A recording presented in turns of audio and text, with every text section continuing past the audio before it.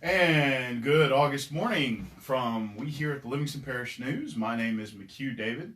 I am publisher and editor of the news. We appreciate you joining us this morning. If you're watching us live on Facebook, if you're not watching us live, if you're watching this later, we appreciate that as well. Thank you very much. We are on social media: Facebook, Twitter, Instagram, LinkedIn, and YouTube.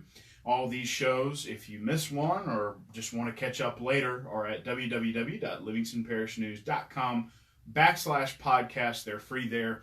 Our long form podcasts are there as well. Traffic this morning: heavy delays at the I-12 going westbound at the Denham Springs exit, at the O'Neill exit, at the Sherwood exit. Basically, a lot of delays heading into Baton Rouge today. Heavy delays at the 10-12 split already. Nothing showing right now for Highway 190 at 4H Club Road heading out of Denham Springs. Minor delays on 64 heading into Central. Weather today currently 74 degrees, and it feels like 74 degrees too. High of 90 with some afternoon thunderstorms possible, 50% chance of rain. Jumping into it this morning, there was some new development yesterday in the Watson issue with Premier Concrete and their commercial building. After more details came out of the conversation between the parish council's attorney Chris Moody and District 2 Councilman Gary Frog Talbert, it came to light that generally the administration works through any problems that these permitting issues, when they crop up. It's the administration's job to work through it. Basically, what Moody said was that the parish council is out of the game at this point because of the accidental permitting for this large dormitory to Sleep 46 as residential at the Premier Concrete campus. The fact that it was discovered later meant that it was the administration's ball to pick up and run with, that the council had been removed from the process. Despite that, the council, or at least councilman Gary Frog Talbert, intends to continue his push to have this whole process rebooted. He feels the citizens of Watson have lost their voice, and he's not happy about it. So he will still bring his resolution on August 8th, demanding that the parish president cause this project to reboot. The Premier Concrete did agree to submit a independent drainage impact study as well as build the requisite privacy fence. However, they specifically said they would not submit to public comment. One thing Moody did want to point out were 5 facts. The business has been a good citizen and runs a successful operation, he says. The new addition is not visible from the street. There will be no new type of commercial business here, only the added residence accommodations. The facility will not bring in additional public visitors, and no new entrances to the road will be needed. So that is the latest in the Watson issue. We have a poll online. It's attached to all the stories. It's also at www.livingstonparishnews.com/opinion. It's a free poll. We'd appreciate you taking it. We are just looking for the citizens of Watson and the rest of the parish who have paid attention and been watching this scenario play out. We're interested in your opinion on, how this came to be and what you think about it. So please give us a vote there. Please share that poll. We'd like for as many people to answer it as possible. We're just interested in your opinion.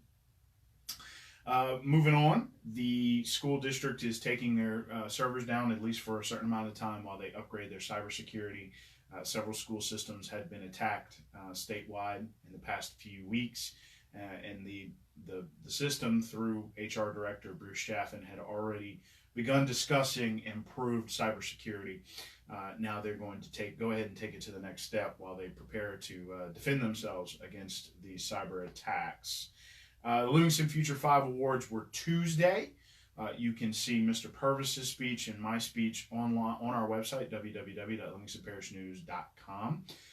The 5 receiving Future 5 awards were Miss Jamie Felder, who is the Chief Financial Officer for the Livingston Parish Sheriff's Office; Ashley Freeman, who's the Administrative Assistant for the Town of Albany; Blake Harris, a lawyer with the firm Boyer, Abels, and Angel; Nikki Laverne, technology facilitator for the Livingston Parish School System, and Casey Stewart of Stewart Family Medicine. Those were your future five winners this year. Mr. Jamie Seal of Quality Engineering was named the Livingston Young Professional of the Year.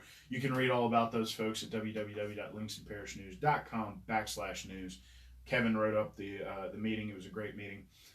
It's $5 a month. If you're having trouble staying logged in, give us a call, 225-665-5176. The parish has engaged a law firm in litigation against opioid manufacturers. There's been ongoing discussions spearheaded by coroner Dr. Ron Coe, that's the parish coroner, that opioid deaths were spiking, getting up well into double digits over the past few years. Especially, there was a crisis identified after the flood of drug overuse as people tried to cope with loss. It is in this way that the parish has decided to fight back. And they have engaged Fayard and Honeycutt, LLC. Chief Attorney Blaine Honeycutt was at the parish council a week ago today, actually, to get an agreement signed to take the parish to the table for litigation. According to Honeycutt, if you're not at the table when the money starts to flow, you could get passed over. Usually it's filtered through the state, and the money needs to come here for things like rehabilitation and policing such things. So this is not an isolated event. This is a large-scale litigation against opioid manufacturers, which were pushed in the 80s and 90s as a quick pain relief remedy, which, according to the coroner and Mr. Honeycutt, had addictive properties, and people knew that they had addictive properties and did nothing about it. So that is kicking off your August with a lawsuit. In college football news from Mr. Rodney Arman, Coach Selfo at Southeastern is very pleased with the energy his team brings the first day of camp. Says they got a lot of work to do. Had a tough ranking after Southland Conference Media Days. You can check that out, www.livingstonparishnews.com/sports. Also under sports, Holden is bringing Thompson in to coach baseball, and who is also the powerlifting coach. They have a great powerlifting team there as well. So he'll be balancing those duties, and you can read all about that in the sports section as well. Big news that we are still trying to find out how much it's going to cost, but they have declared Kane Market an emergency repair at the state level. They have engaged a contractor, and they have the necessary culverts to fix the road.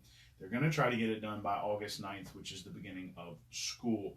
Again, we're not entirely sure how much it's going to cost just yet. We're looking into that for the citizens who have asked us that question.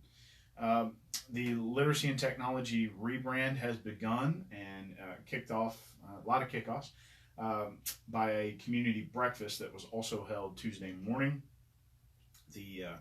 Both Kim Albin, who's part of the Livingston Parish School System and heads that piece, which is on the left as you're walking in, which does a lot of vocational things, including automotive and nursing.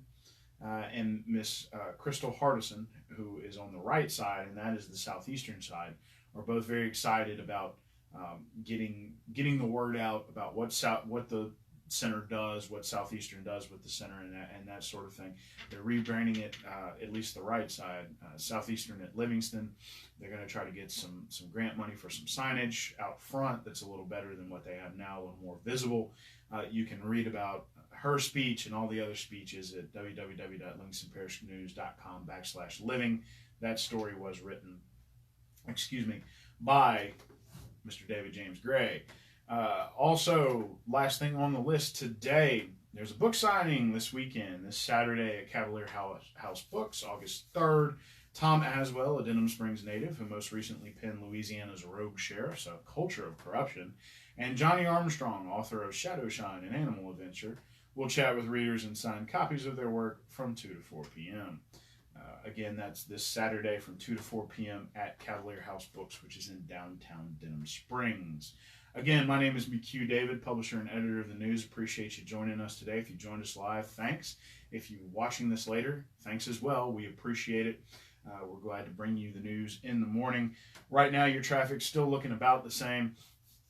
It's just those delays are starting to extend and connect with each other. Heavy delays from the Denham Springs exit all the way till about Sherwood Forest, getting close to Airline Highway, and delays at the 10-12 split. Your weather today, 74 degrees Fahrenheit, 90 degrees is your high with 50% chance of afternoon thunderstorms. The news is on Facebook, Twitter, Instagram, LinkedIn, and YouTube. Our guys are putting out tons of great content on those platforms. We do also want to mention that our partnership with brproud.com, which is NBC WVLA 33 and WGMB Fox 44, we have a digital partnership with them, and it's where we get our traffic and weather, and we appreciate them. If you're a DirecTV or AT&T subscriber, you don't have Fox 44 News right now. To take action, call 1-800-288-2020. Not only will you not be able to get that news if you like it in the fall, you will not be able to watch the Saints, who come on Fox. Again, my name is McHugh David. I'm publisher and editor of the news. Welcome to August. Schools are in orientation. As we mentioned, they start next week, August 9th, next Friday. And football starts here in about 4 weeks. Our football section will be coming out the last week of August, just in time for the Jamborees. Thanks for joining us this morning. We'll be back this afternoon.